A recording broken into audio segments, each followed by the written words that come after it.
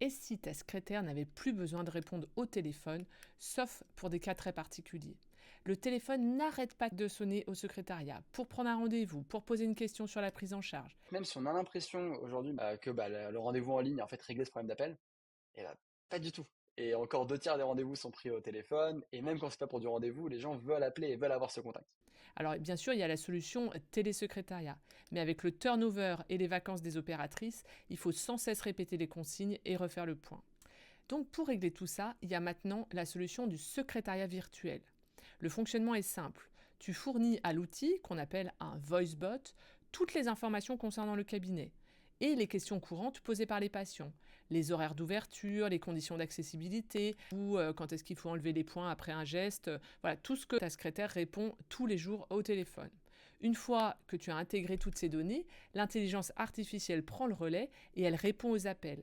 L'outil par téléphone répond aux demandes, il peut prendre des rendez-vous sur des plateformes habituelles type Doctolib. Pour le patient, c'est pareil. Il choisit son créneau et il reçoit sa confirmation sans changement de procédure. Il peut rappeler un patient avant un geste, par exemple pour transmettre les consignes, assurer un suivi post-opératoire ou collecter des informations avant une consultation. Il peut être utilisé soit en complément de la secrétaire, c'est-à-dire avant qu'elle l'ait au téléphone, pour filtrer et traiter les demandes simples avant qu'elle prenne la ligne, ou alors ça lui donne juste les informations auxquelles elle va avoir à répondre quand elle a le patient en ligne. Ou alors, ça peut fonctionner en totale autonomie, sans secrétariat. Donc un peu comme un télésecrétariat, mais complètement virtuel. Dans tous les cas, toutes les demandes sont retranscrites, c'est-à-dire que on peut avoir accès à la discussion que le voicebot a eue avec le patient, et puis ensuite c'est résumé sous forme de ticket que la secrétaire peut traiter par la suite à un moment où elle est disponible. La mise en place est rapide, en fait, il suffit d'un simple transfert d'appel depuis la ligne actuelle, donc pas besoin de changer de numéro de téléphone, etc. Et ensuite, la solution est prête en un instant. Vous pouvez l'utiliser, la mettre en place. Bon, les avantages, ils sont nombreux. Bon, c'est tout le temps disponible, 24 heures sur 24. Sur les secrétariats où il y avait 2 secrétaires, l'IA a passé 8 heures au téléphone par jour. C'est fou. Il peut y avoir plusieurs appels en même temps. Le décrochage est systématique. Ça s'adapte aux besoins du cabinet. Si tu as envie de changer tes horaires, si tu veux changer tes consignes, il n'y a pas de souci. Évidemment, le voicebot ne prend pas de congé ou d'arrêt maladie, hein, donc c'est quand même pratique. Et puis, ça peut dialoguer avec le patient dans sa langue maternelle. La facturation, elle peut se faire soit à l'appel ou à la minute. Et grosso modo, on fait des forfaits où c'est très dégressif par rapport à la quantité.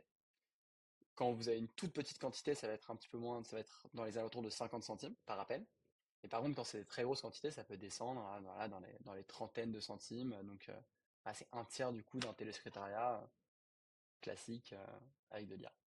Alors bien sûr, il y a des inconvénients. Quant à l'acceptabilité par les patients, pour l'instant, on ne la connaît pas encore vraiment. Elle est bonne pour les entreprises et il n'y a pas de raison que ça se passe mal en médecine, mais bon, c'est à confirmer. Et puis il y a la question des patients âgés, etc.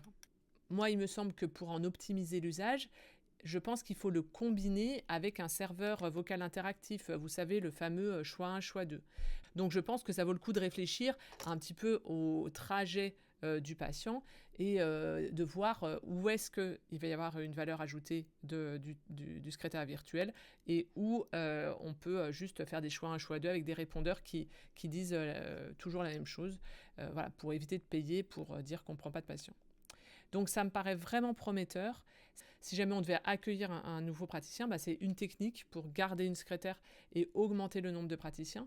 On peut déléguer des tâches à faible valeur ajoutée à l'IA et se concentrer sur le temps humain qui peut nous aider au quotidien. Ça peut améliorer le suivi des patients avant et après une intervention. Et toujours, chaque fois qu'on se pose ces questions, il ne faut pas négliger toutes ces petites actions qui, mises bout à bout, vont en fait faire gagner du temps. Par exemple, si ta secrétaire, elle gagne 5 minutes par appel 20 fois par jour parce qu'elle n'a pas eu besoin de fixer de rendez-vous, à la fin de l'année, elle a gagné 300 heures. Donc voilà, si tu comptes comme ça, 5 minutes, ça paraît pas beaucoup, mais voilà, au bout du compte, c'est énormément de temps. Alors, si ça t'intéresse ces voicebots, j'ai fait une autre vidéo avec le docteur Romain Gattegno, qui est anesthésiste, qui lui a monté sa propre solution de voicebot. Ça s'appelle Care Squad. À bientôt sur Média.